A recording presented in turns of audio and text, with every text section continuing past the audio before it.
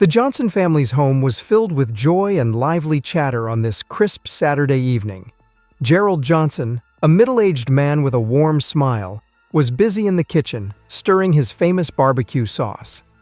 His wife, Lisa, and their two teenagers, Kevin and Maya, were mingling with friends and family in the living room. Their house, a modest two-story in a peaceful suburban neighborhood, was a hub of comfort and cheer. They had gathered to celebrate Kevin's recent acceptance into college, a milestone they had eagerly awaited for months. To mark the occasion, they invited close friends and neighbors to join in their happiness. The evening was going well. The air was filled with the sounds of laughter and upbeat music. People were enjoying themselves, and the Johnsons' home was alive with the spirit of celebration. Gerald had just finished preparing his famous barbecue sauce and was about to join the party when the cheerful atmosphere was suddenly interrupted by a knock on the front door. Gerald wiped his hands on a towel and went to answer it, expecting to find another guest arriving. To his surprise, there were two police officers standing on the doorstep. Officer Blake, a tall man with a stern face, and Officer Thomas, a shorter officer with a scowl, were there with an air of authority that immediately dampened the mood. "Good evening, officers. How can I help you?" Gerald asked, trying to sound friendly despite his surprise. "Good evening," Officer Blake replied with a firm voice. "We received a noise complaint. It's a bit loud in here. Mind if we come in and take a look?" Gerald's forehead wrinkled with concern. "A noise complaint? We're just having a family celebration. I don't think we're being too loud, but you're welcome to come in and see for yourselves." The officers stepped inside. Their faces were serious, and they showed no sign of easing up.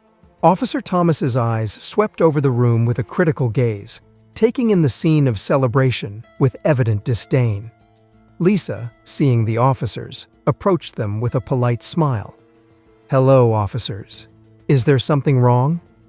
"Ma'am," Officer Blake said curtly, "we received complaints about the noise. We need to ensure that you're not disturbing the peace. This is a residential area, and we need to make sure everyone is following the rules." Kevin, who was curious and a bit irritated, stepped forward.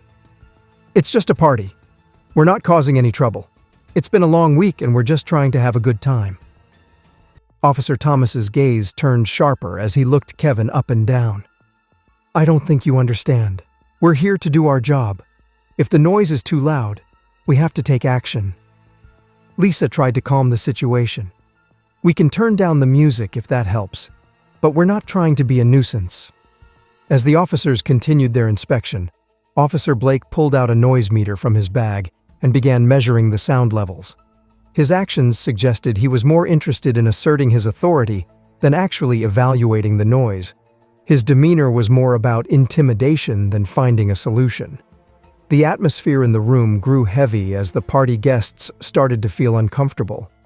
Nervous whispers spread among them, and the lively chatter began to fade. Gerald and Lisa exchanged worried looks, sensing the weight of the officer's presence.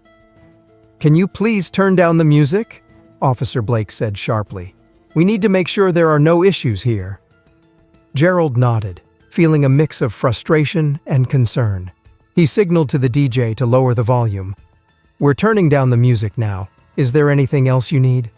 Officer Thomas's gaze shifted to the Johnsons' neighbors, who were huddled in a corner, clearly feeling the tension. "We need to speak with everyone here.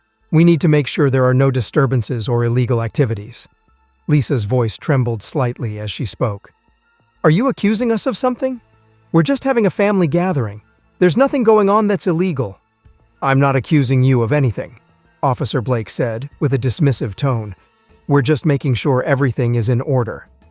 Maya, the Johnsons' teenage daughter, watched the scene unfold with disbelief.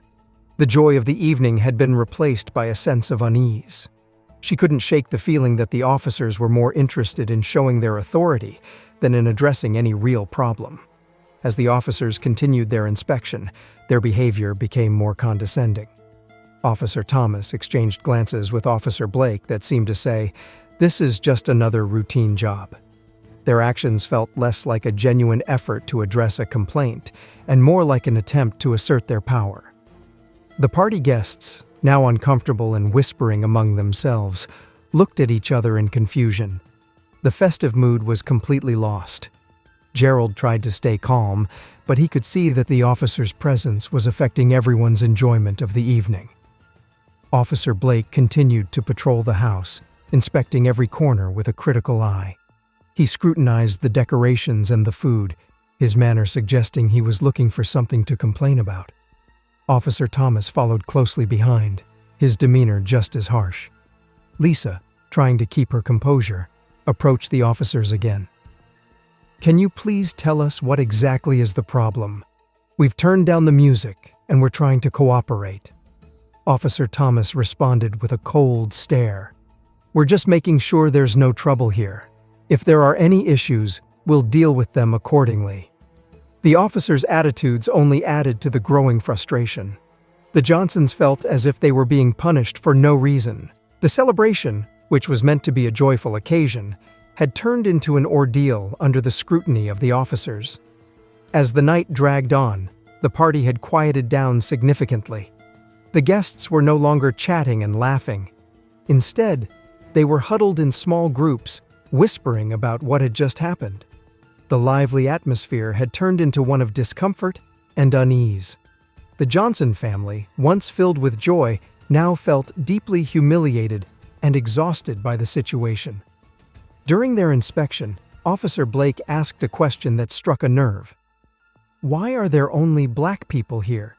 If you're not planning something illegal, why such a black gathering?" His question was both shocking and revealing, suggesting that the officer's scrutiny was based on racial bias rather than any genuine concern about noise. Lisa was taken aback by the question and struggled to keep her composure. "How many times do you want us to say this?" "We're just celebrating a family milestone," she explained. "There's nothing illegal going on here. We're simply having a party with friends and family."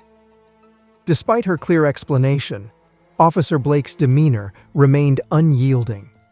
Officer Thomas, meanwhile, seemed to agree with his partner's insinuations, casting suspicious glances at the guests. Their attitudes and questions implied that a gathering of black people was somehow more likely to be problematic or unlawful. As the officers continued their inspection, they focused more on the black guests than on the party itself. Officer Thomas's comments became increasingly disparaging, as he seemed to expect trouble from the crowd simply because of their race. This behavior reinforced the feeling that the Johnsons were being targeted unfairly. After what felt like hours, Officer Blake and Officer Thomas finally made their way to the door. "We'll leave you to your party," Officer Blake said tersely. "But remember, we're always watching." Gerald, shaking with anger, managed a tight-lipped response. "Good night, officers." As the door closed behind them, a wave of mixed emotions swept through the room. Guests felt both relief that the officers were finally gone and anger at the way they had been treated. Lisa tried to regain some control of the situation. She gathered everyone together, expressing her gratitude for their patience and apologizing for the disruption caused by the officers. Despite her efforts, the mood remained somber. Kevin, still fuming, turned to his parents. "This was way out of line. We followed all their demands, and yet they treated us like we were doing something illegal just because we're black." Maya, also upset, nodded in agreement. It felt like they were just looking for any reason to cause trouble. It wasn't about the noise. It was about making us feel unwelcome. The Johnsons spent the rest of the evening in a quieter, more reflective mood. The celebration they had planned for so long was overshadowed by the unpleasant encounter with the police. The warmth of their gathering had faded, replaced by a sense of injustice and disappointment. The day after the party, news about the Johnsons' encounter with the police spread quickly through the community. Many people were upset by what had happened. A few neighbors stopped by to show their support. Feeling that they needed to take action, the Johnsons decided to file a formal complaint against the officers.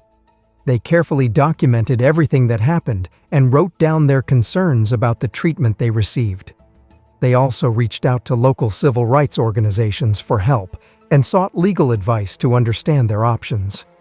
The formal complaint included details about how Officer Blake and Officer Thomas had displayed racial bias. The Johnsons described the officers' comments, their scrutinizing behavior, and the way the officers had treated them differently because of their race. This complaint was submitted to the police department and also to local news outlets, drawing public attention to the issue.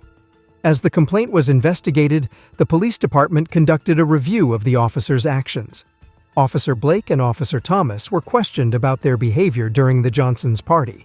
The department's internal review revealed that the officers had not followed proper protocols and had displayed unprofessional behavior. In response to the investigation, Officer Blake and Officer Thomas faced disciplinary action. They were required to undergo additional training on racial bias and community relations. The department also issued a public apology to the Johnson family, acknowledging the inappropriate conduct of the officers and pledging to improve their training and practices to prevent such incidents in the future. The Johnsons found some comfort in the fact that their complaints had led to tangible consequences for the officers and a commitment to change. They continued to receive support from their community, and their experience became a focal point in discussions about racial profiling and police practices. Despite the unsettling nature of the events, the Johnsons' courage and commitment to justice had a lasting impact. Their efforts highlighted the need for fairer policing practices and served as a powerful example of how standing up against injustice can drive positive change. The case helped to increase awareness of racial bias and discrimination, reinforcing the importance of holding authorities accountable and advocating for a more equitable society. What do you think about this story? Leave a comment below this video. Thanks for watching.